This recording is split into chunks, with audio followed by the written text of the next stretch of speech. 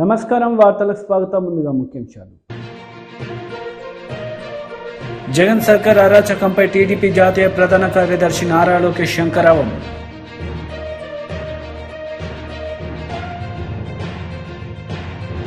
Minister Gudivada Amarnath press meet, Chandrababu నాయుడుపై fire.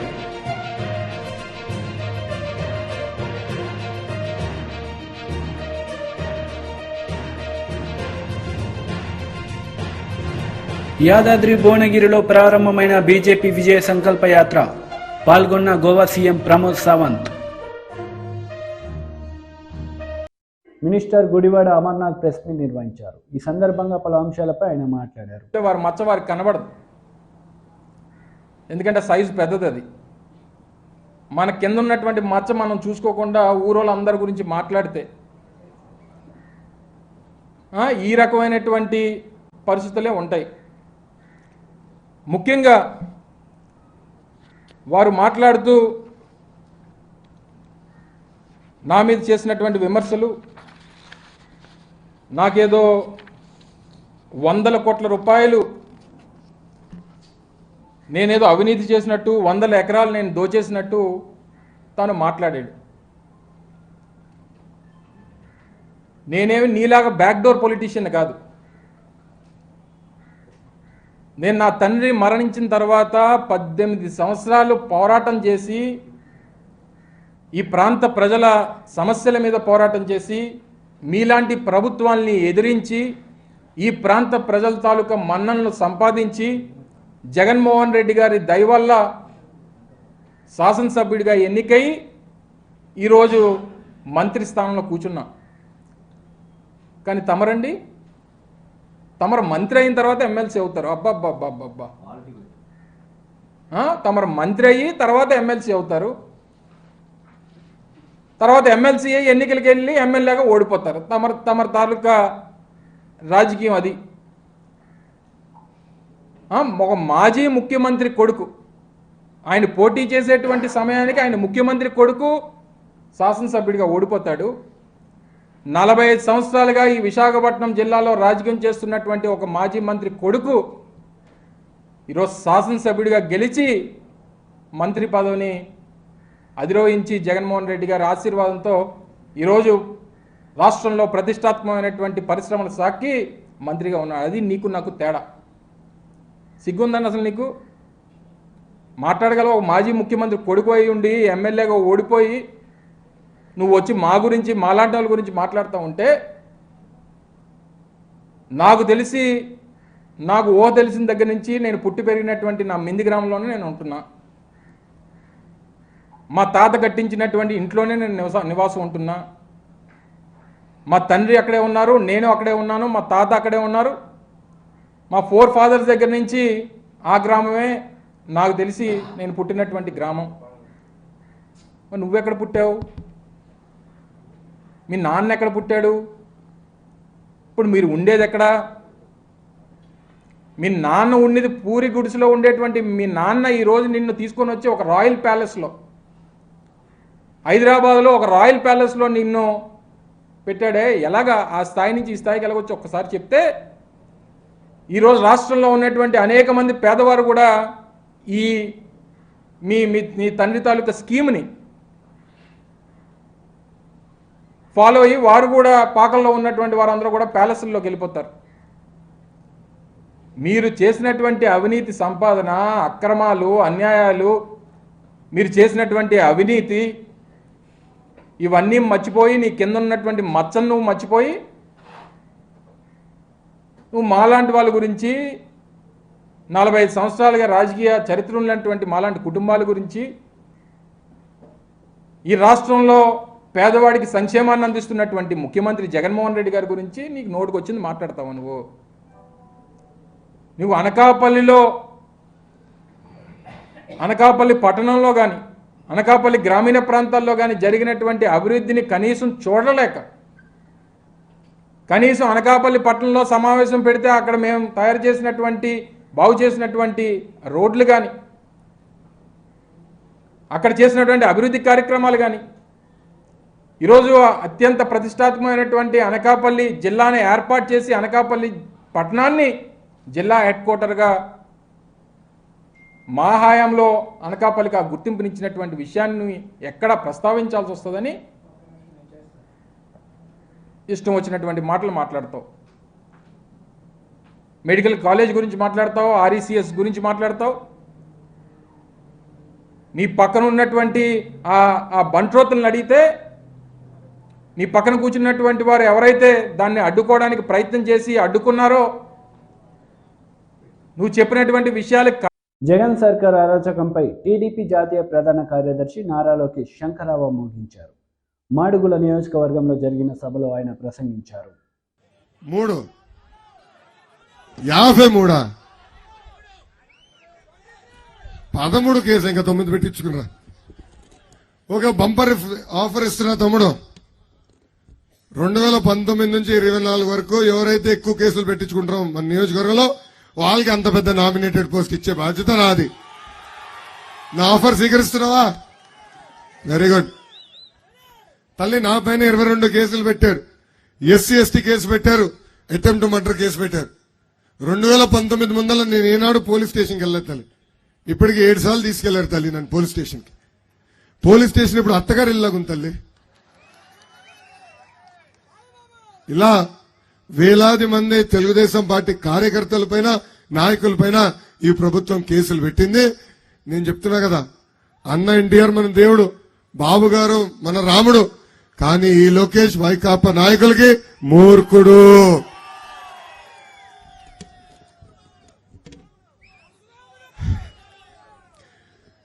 మనందరం చూసాం. వస్తున్నారబ్బా. 15 సంవత్సరాలు ముఖ్యమంత్రిగా పనిచేసిన వ్యక్తి, 15 సంవత్సరాలు ప్రతిపక్ష నేతగా ఆర్ఎన్ఎస్ఎల్ ప్రజల గురించి ఆలోచించిన వ్యక్తి చంద్రబాబు నాయుడు గారు. ఆయన పైన ఎలా తప్పుడు కేసులు పెట్టి జైలుకి పంపించారో మనందరం చూసాం. 53 రోజులు అదే రాజమండ్రి జైల్లో ఆయన బంధించారు. చేయని తప్పుగా ఆయన ఇబ్బంది పెట్టారు. ఆనాడు ఆయన్ని జైలుకు పంపించే సమయంలో నాకు ఫోన్ చేసిన మొదటి వ్యక్తి పవన్ అన్న. ఆనాడు ఆయన ఫోన్ చేసి, నీకు నేను ఒక అన్నగా నిలబడతాను, అధైర్యపడొద్దని నాకు ధైర్యం నింపిన వ్యక్తి పవన్ అన్న. పవన్ అన్న ఆనాడు ప్రత్యేక విమానాలు ఆంధ్ర రాష్ట్రానికి రావాలంటే ఏకంగా ఈ ప్రభుత్వం ఆయనకి ఆ పర్మిషన్ క్యాన్సిల్ చేసింది. రోడ్ మార్గంలో రావాలంటే బార్డర్ లో దాదాపు 3 గంటల సేపు ఆయన ఆపి ఇబ్బంది పెట్టింది. అందుకే ఆనాడే పవన్ అన్న నిర్ణయించాడు, ఈ ప్రభుత్వాన్ని వదిలిపెట్టేది లేదు, తెలుగుదేశం జనసేన కలిసిగట్టుగా ఈ సైకోని తరిమి కొట్టే రోజులు తొందరలో వస్తున్నాయని ఆనాడే నిర్ణయించుకున్నాడు. అందుకే జన సైనికులకి తెలుగుదేశం పార్టీ కార్యకర్తలకి నేను పిలిపిస్తున్నా. ఈ వైకాపా పార్టీకి పేటీఎం కుక్కులున్నారు. 5 రూపాయలు ఇస్తే చాలు పనికిమాల పోస్టులు పెడతారు. పసుపు సైన్యం పేరుతో జన సైనికులు తిడతారు, జన సైనికుల పేరుతో పసుపు సైన్యాన్ని తిడతారు. ఆ వాస్తవాలు మనం నమ్మకూడదు. మనందరం అప్రమత్తంగా ఉండాల. మనందరం మన పవన్ అన్న ఇచ్చిన నినాదానికి కట్టుబడి ఉండాలా. ఏంటది? Hello AP, hello AP, hello AP, bye bye YCP. ఈ నినాదానికి మనందరం కట్టుబడి ఉండాలని ఇక్కడున్న పసుపు సైన్యాన్ని జన సైనికులకి నేను పిలిపిస్తున్నాను. అంతేకాదు ఈ శంకరావం కార్యక్రమం ద్వారా కూడా నేను మీకు పిలిపిస్తున్నా. బాబు సూపర్ 6 హామీలు ప్రతి గడపకు మనం తీసుకెళ్లాలి. అన్నగా కిట్ తీసుకురండి. ఇక్కడున్న క్లస్టర్ యూనిట్ బూత్ అధ్యక్షులకి మీ కిట్ ఇచ్చాం. ఈ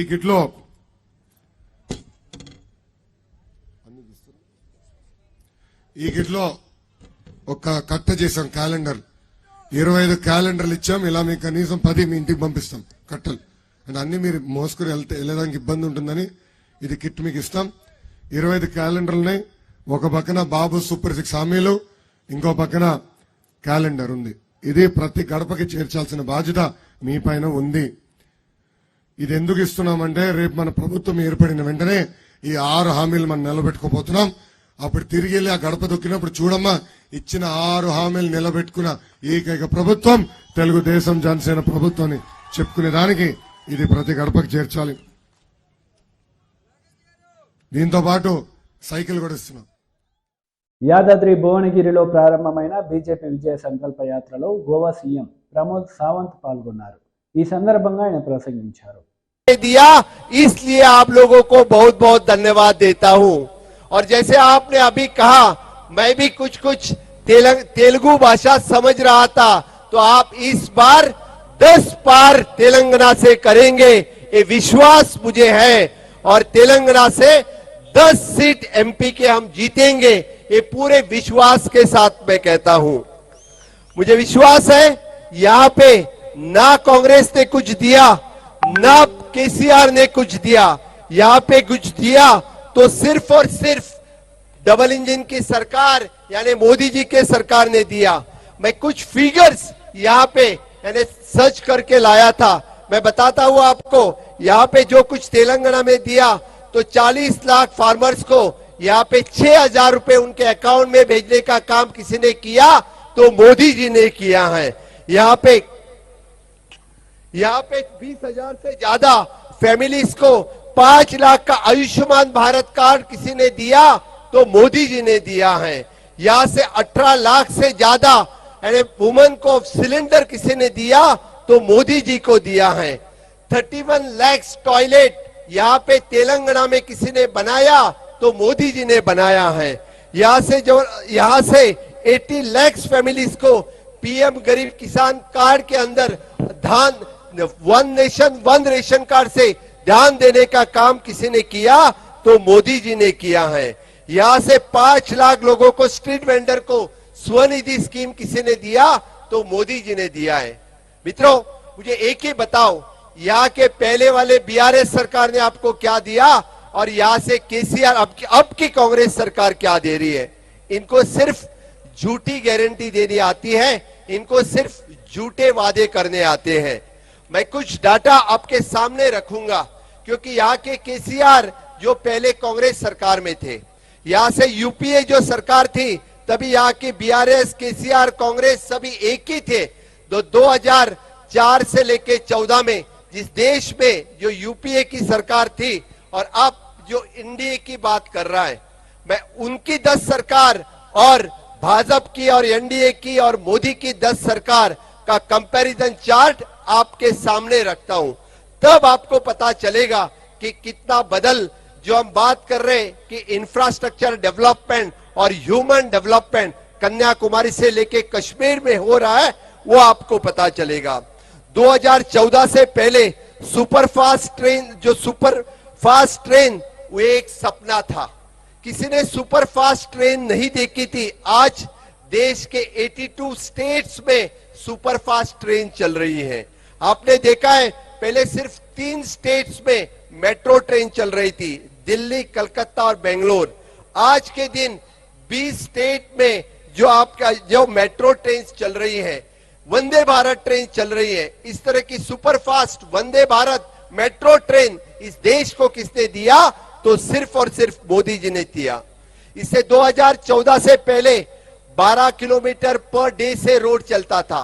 रोड की स्पीड कितनी थी जब देश में रोड बन रहा था? Only the 12 kilometre per day. और आज कितना बन रहा है? 28 किलोमीटर पर डे। इसके हिसाब से इस रफ्तार से अपना रोड चल रहा है। पहले सब प्रोजेक्ट इनकम्प्लीट थे। मुझे आप बताओ, आपके तेलंगाना में रोड के प्रोजेक्ट हो, बाकी प्रोजेक्ट है, सभी इनकम्प्लीट थे। आज सुपर फास्ट तरीके से सभी प्रोजेक्ट चल रहा है। आज पूरे देश में पहले देश की इकोनॉमी जी थी वो फ्रजाइल थी, 11 नंबर पे थी। आज देश की इकोनॉमी 5 नंबर पे आके पहुंची है और अगली बार देश की इकोनॉमी 3 नंबर पे लेके माननीय मोदी जी जाएंगे, ये विश्वास हमारे पास है।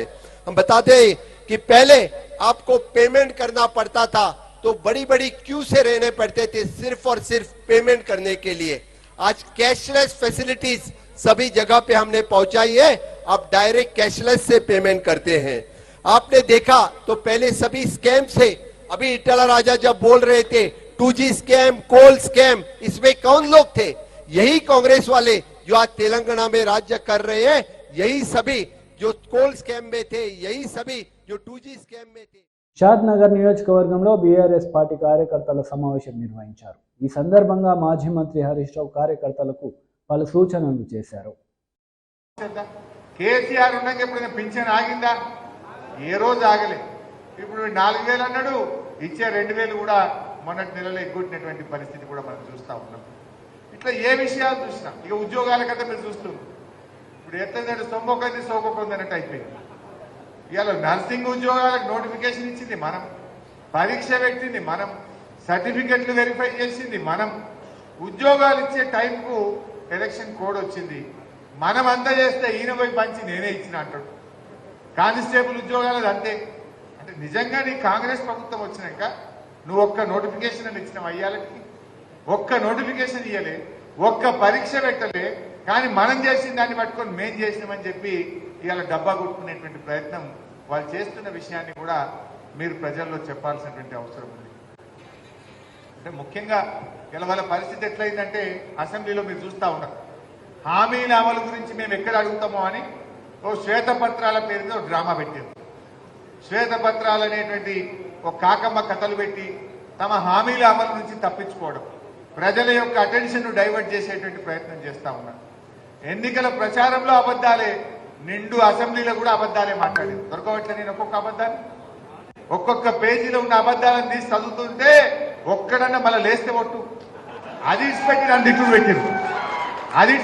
దిట్టుడు పెట్టిరు. అరే ఈ పేజీలో అబద్ధం ఉన్నది, ఈ పేజీలో తప్పున్నది, ఈ పేజీలో తప్పున్నదని ఒకటొకటి దొరకబట్టి చదువుతుంటే ఒక్కడన్నా దాని మీద మాట్లాడతలేడు. నన్ను తిట్టుడు పెట్టిరు, కేసీఆర్ సార్ని తిట్టుడు పెట్టిరు. తిట్టుడు కాదు కదా, మీరు గవర్నమెంట్ లో ఉండి ఒక అసెంబ్లీకి ఇచ్చిన పుస్తకంలోనే తప్పుల తడకగా ఉంటే, అబద్ధాలు ఉంటే మీరు పాలన ఏం చేస్తారు? ఆనాడు ఎలక్షన్ ప్రచారంలో అబద్ధాలే, ఇలా గవర్నమెంట్ లోకి వచ్చినాక కూడా అబద్ధాలు తప్ప నిజాయితీ లేదు. నిజంగా ఈ ప్రభుత్వానికి హామీలు అమలు చేసే నిబద్ధత లేదు, అబద్ధాలు తప్ప నిబద్ధత లేని గవర్నమెంట్ ఈనాడు రాష్ట్రంలో ఉన్నటువంటి కాంగ్రెస్ గవర్నమెంట్. అయితే ఈ విషయాలను మనం కూడా ప్రజల్లోకి తీసుకుపోదాం. నాకు నమ్మకం ఉన్నదే, జర టైం పట్టుండొచ్చు. మీరు రేపు మీ sarpanch election, councillor election, ZPTC election వచ్చే వరకు ఇంకో 6 నెలలో 7 నెలలో పట్టదు. అప్పటికైతే మిమ్మల్ని దొరకబట్టి ఆడుందని టీఆర్ఎస్ అని చెప్పి జనం వరుస పెట్టి మిమ్మల్ని గెలిపించేటువంటి పరిస్థితి ఉంటుంది. జర చూస్తున్నారు పబ్లిక్ 3 నెలలు అయింది కదా, ఇంకేమైనా చేయకపోతాడా, ఏమన్నా కాకపోతా అన్నట్టున్నది.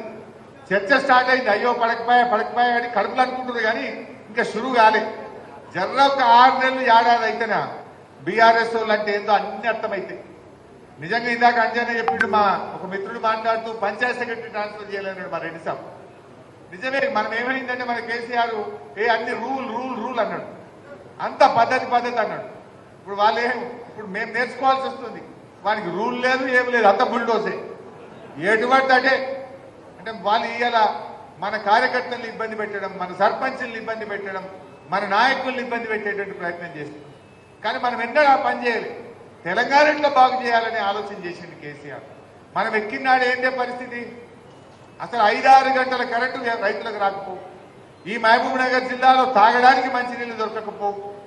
ఇటువంటి తెలంగాణను కేసీఆర్ 24 గంటల కరెంట్ ఇచ్చి, ఇంటింటికి మంచినీళ్లు ఇచ్చి, ఎన్నికల్లో హామీ ఇవ్వకపోయినా రైతు బంధు, రైతు బీమా లాంటి పథకం తెచ్చి, ఓట్ల ముందు చెప్పకపోయినా కళ్యాణ లక్ష్మి లాంటి పథకం తెచ్చి ఇలా ప్రజలకు ఏం కావాలో చేసే ప్రయత్నం చేసినాం. ఎలక్షన్ మేనిఫెస్టోలో ఉందా కళ్యాణ లక్ష్మి? లేకుండా చేసినాం. రైతు బంధు ఇస్తామని ఓట్ల ముందు చెప్పినామా? చెప్పకుండా మనం రైతు బంధు, రైతు బీమా లాంటి పథకాలు తెచ్చినాం. కానీ మనమేమో చెప్పని చేసినాం, వాడేమో చెప్పింది చేయని పరిస్థితి ఇవాళ ఈ రాష్ట్రంలో మనం చూస్తూ ఉన్నాం. ఇవన్నీ మన మహబూబ్ నగర్ జిల్లా అంటే గుర్తొచ్చింది.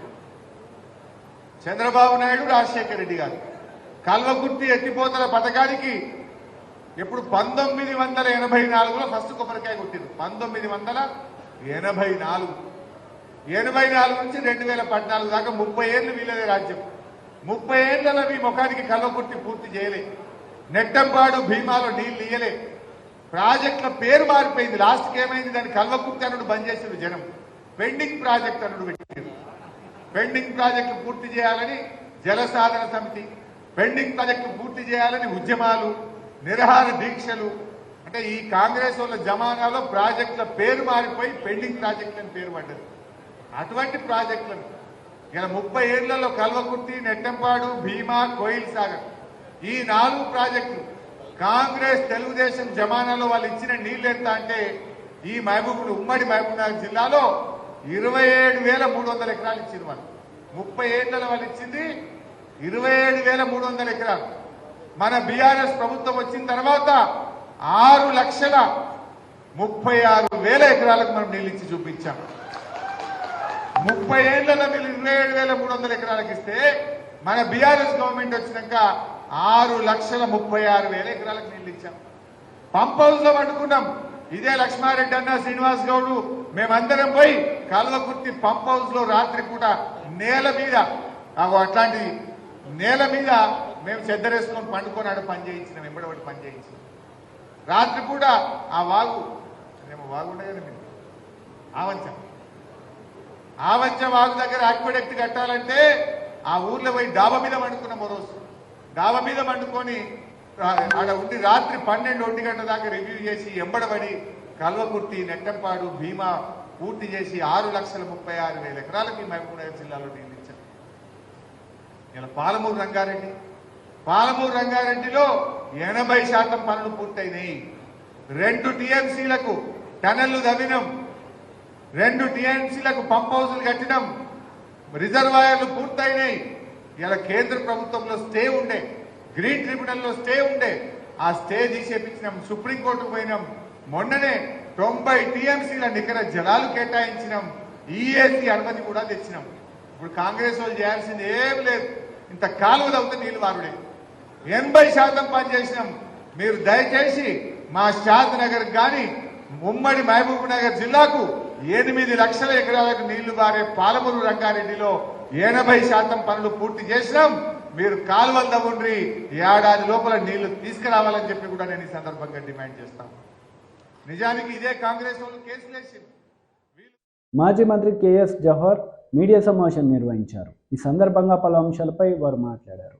ఆ హామీల అమలు అనేది అవగాహన లేకుండా చేశానని చెప్పుకునే పరిస్థితి చూస్తూ ఉంటే, ముఖ్యమంత్రి అభ్యర్థిగా ఉన్నటువంటి వ్యక్తి సిపిఎస్ను వారంలో రద్దు చేస్తానని చెప్పి దాని మీద అవగాహన లేదు, ఎంత ఖర్చు అవుతుందో తెలియదు, సిపిఎస్ రద్దు చేయలేనని పెద్ద ఎత్తున సిపిఎస్ ఉద్యోగులను మోసం చేసి అధికారంలోకి వచ్చినటువంటి పరిస్థితి మనందరం చూసాం. దాంతోపాటుగా జగన్మోహన్ రెడ్డి ఈరోజు సంక్షేమం అంటేనే జగన్మోహన్ రెడ్డి అని చెప్పుకొని కళ్ళబొల్లి కబుర్లు.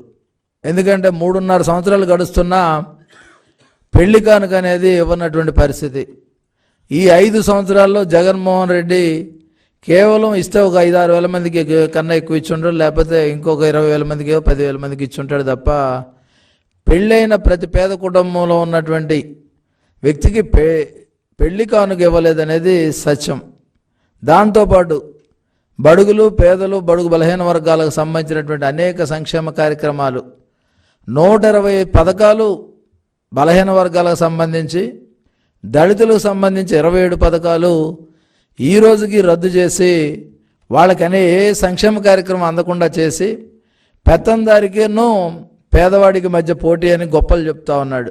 ఈ సందర్భంగా ఒకటే అడుగుతా ఉన్నా, జగన్మోహన్ రెడ్డి ఎవరు పెత్తందారి, ఎవరు పేద?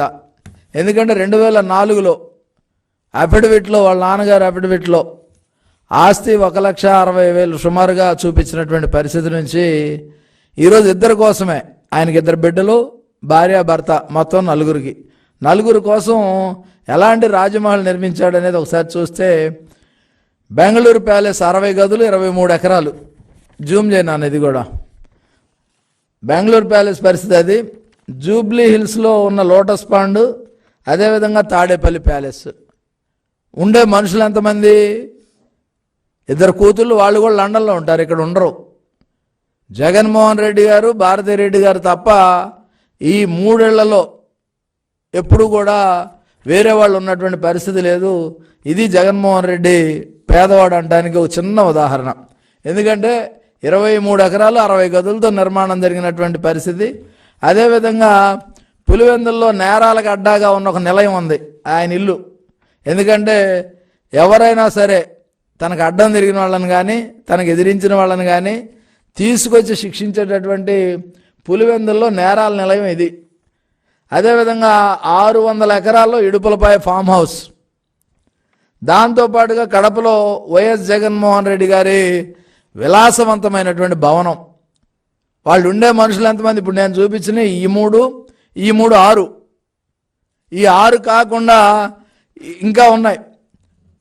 500 కోట్ల రూపాయలతో ప్రభుత్వ ధనాన్ని ఖర్చు చేసి రాజమహల్ తలపించే విధంగా 33 ఏళ్ల బినామీలు ఇస్తూ కొట్టేసిన కుట్ర ఏదైతే వైజాగ్లో ఉందో అది ఇది. తర్వాత లండన్లో ఇక్కడ ఆడుకుంటున్నాడు జగన్మోహన్ రెడ్డి ప్యాలెస్ ఇది. లండన్లో కూడా హ్యాపీగా విలాసవంతమైన జీవితం గడపడానికి, తన బిడ్డలు అక్కడ బతకడానికి, ఇక్కడ అంతా కూడా తట్టబుట్ట సర్దుకొని అవసరమైతే వెళ్తే అక్కడ హ్యాపీగా ఉండటానికి అక్కడ ఉన్నటువంటి పరిస్థితి. తర్వాత ఇక చూస్తే భారతీ సిమెంట్స్, ఇది కూడా జనం సొమ్ముతో కట్టుకున్నదే.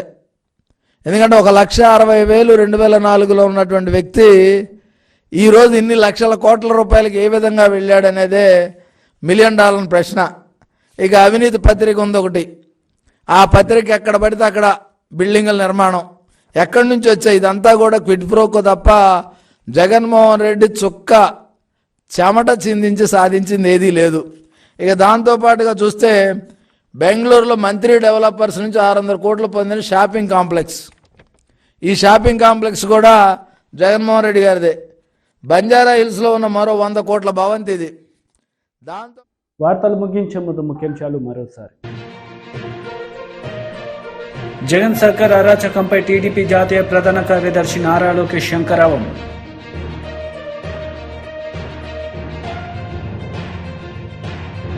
Minister Gudivada Amarnath press meet, Chandrababu నాయుడుపై ఫైర్.